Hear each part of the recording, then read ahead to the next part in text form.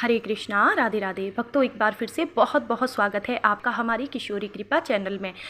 तो आज के इस वीडियो में हम आपको बताएंगे कि हमारी राधा रानी और लड्डू गोपाल जी की स्नान सेवा में क्या नियम होने चाहिए। साथ ही ये बताएंगे कि घर के बने हुए साधारण से खाने को हम महाप्रसाद कैसे बना सकते हैं।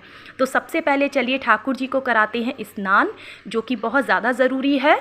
हमें लड्डू गोपाल जी को डेली स्नान कराना चाहिए।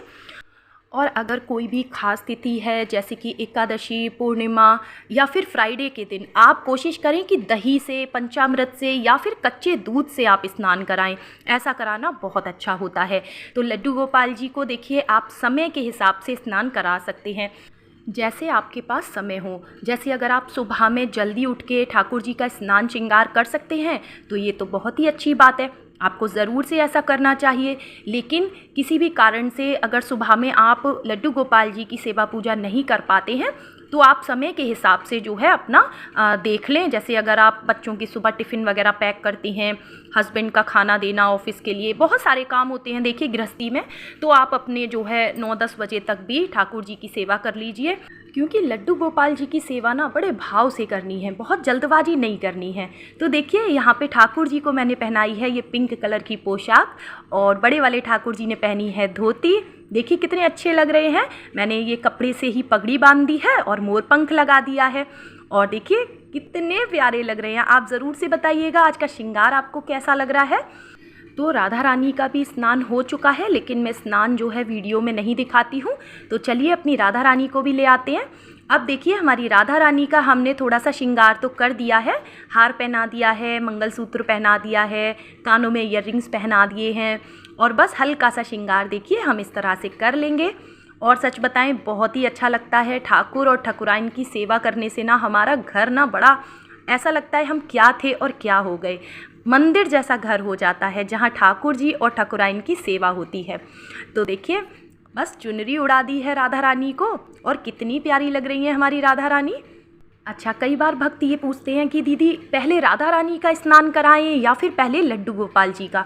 तो देखिए मैं तो पहले राधा रानी का स्नान करा देती हूँ, फिर हम लड्डू गोपाल जी का स्नान करा देते हैं। और देखिए ये मैंने वाइट और पिंक कलर की चूड़ियाँ पहनाई हैं, तो कितने प्यारे हाथ लग रहे हैं हमारी राधा रानी के। तो आपको जैसे भी ठीक लगे आप ऐसे स्नान करा सकते हो। हमारे घर में पहले मैं स्नान करती हूँ, उसके बाद मेरा बेटा, मेरे हस्बैंड स्नान करते हैं। तो बस वही वाले भाव मेरे हैं कि पहले हमारी राधा रानी सज संवर जाएं, फिर हम अपने ठाकुर जी को उठाएं, ठाकुर जी का श्रृंगार करें। तो ये देखिए टोटली आपके भाव के ऊपर डिपेंड करता है, बाकी ऐसा कोई नियम नहीं है कि आपको पहले राधा रानी को ही स्नान कराना है। आपको जैसे अच्छा लगे आप वैसे करा सकते हो। तो अब हम दे देते हैं ठाकुर ठाकुराइन को इत्र की सेवा, जो कि बहुत ज़्यादा ज़रूरी है।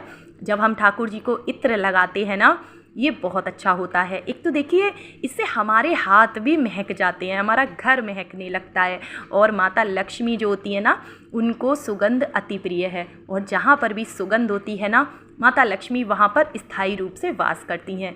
और हमारी राधा रानी कौन है? साक्षात लक्ष्मी है, ठीक है। तो अपनी राधा रानी को ना बड़े ही अच्छे तरह से श्रृंगार करें, स्नान जरूर उन्हें कराएं, उनके आसपास साफ़ सफाई का विशेष ध्यान रखें, धूप दीप दिखाएं। और देखिए अब हम करेंगे भोग की बात।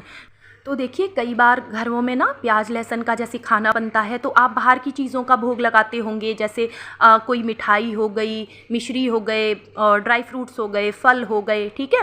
और अगर आप अपने घर के बने हुए खाने का अगर भोग लगाएंगे तो देखिए एक तो ये बहुत अच्छा होगा।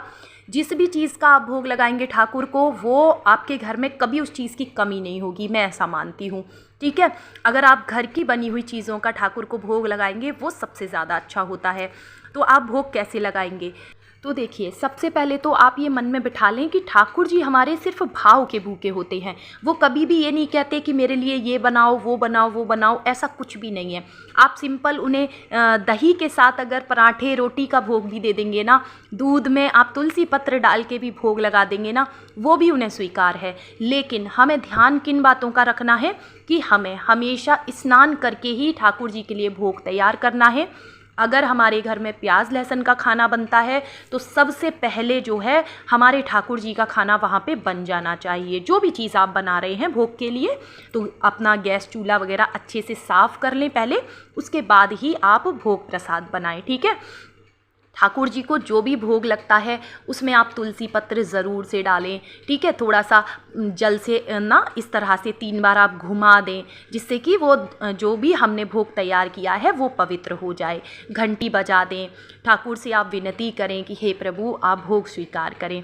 देखिए इस तरह से करने के बाद, और अगर आपके घर में अगर मंदिर में अगर पर्दा लगा है तो आप पर्दा लगा दें, और नहीं तो अगर आपके ठाकुर जी जैसे खुले में मेरे रूम में इस तरह से ही बैठे हैं और कोई पर्दा वगैरह नहीं है, तो मैं वहाँ से 10 मिनट के लिए हट जाती हूँ, मैं अपने बाकी और काम करने लगती हूँ। लेकिन हरे कृष्णा महामंत्र का जाप करती रहती हूँ, कोई भजन गुनगुनाती रहती हूँ। इस तरह से देखिए क्या होता है कि वो भोग जब ठाकुर जी दृष्टि भोग लगाते हैं, आप सभी जानते हैं। ठीक है। लेकिन वो साधारण सा खाना ना महाप्रसाद बन जाता है, और जब भी कोई उस प्रसादी को पाता है तो क्या होता है, उसके रोग क्लेश दुख दारिद्र्य सब कुछ चीज़ों का नाश हो जाता है। उसकी सोचने समझने की क्षमता बढ़ने लगती है, क्या सही है क्या गलत है, वो प्रेम करना सीख जाता है लोगों से। क्यों? क्योंकि उसने क्या खाया, श्री कृष्ण का झूठन खाया, उसने महाप्रसाद खाया।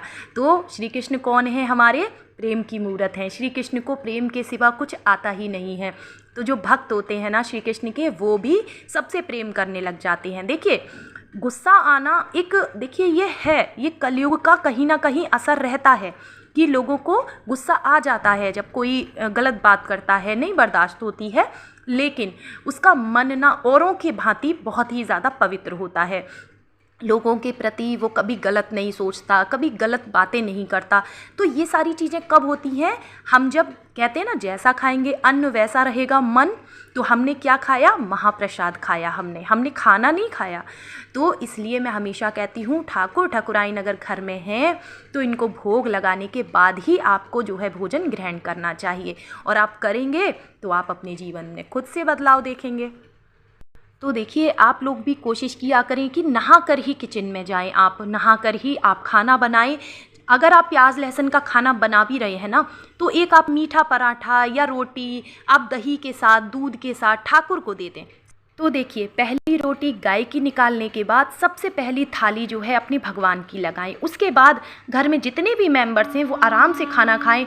आप खुद देखेंगे कि आपके जीवन में क्या क्या बदलाव हो रहे हैं। आपके घर में कभी भी अन्न की कमी नहीं होगी। जो भी चीज़ों का आप भोग लगाएंगे ठाकुर को, वो चीज़ें दिनों दिन आपकी बढ़ती चली जाएंगी। और विश्वास ना हो तो एक बार ये नियम बना के देखिएगा। तो उम्मीद करती हूँ आज की वीडियो पसंद आई होगी।